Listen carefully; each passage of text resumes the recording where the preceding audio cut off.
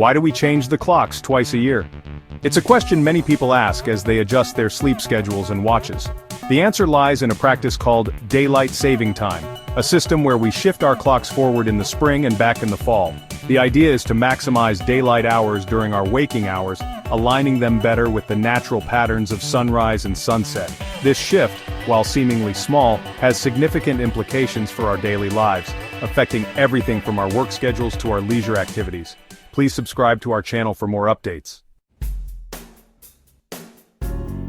In 2025, daylight saving time began on March 9th at 2 o'clock in the morning, requiring us to move our clocks forward 1 hour.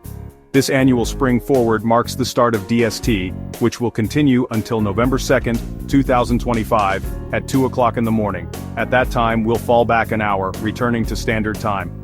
This pattern of starting on the second Sunday of March and ending on the first Sunday of November is consistent across most of the United States. However, not all areas of the U.S. observe DST. While 49 states and the District of Columbia participate, Arizona and Hawaii do not. These exceptions highlight the fact that DST is not a universally mandated practice. The concept of DST has a long and winding history, dating back to Benjamin Franklin's humorous suggestion of shifting sleep schedules to save candlelight. However, it wasn't until the early 20th century that DST was implemented.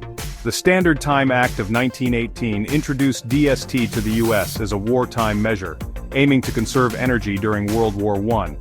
Though repealed shortly after the war, DST resurfaced during World War II for similar reasons.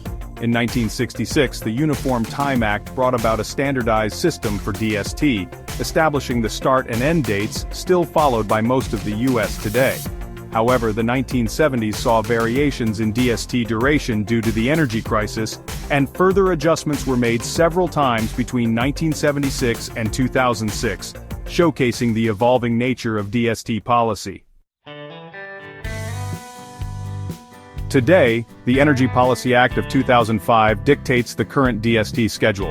While the U.S. Department of Transportation oversees DST, it's important to note that states and territories retain the right to opt out, as seen in Arizona and Hawaii.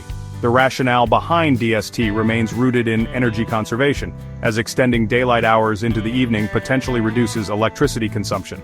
Beyond energy, DST impacts our daily routines in various ways. The time shift can disrupt sleep patterns, particularly in the spring, and require adjustments to work and school schedules. However, on the flip side, DST also provides us with more daylight hours for outdoor activities during the warmer months, potentially boosting recreation and leisure industries.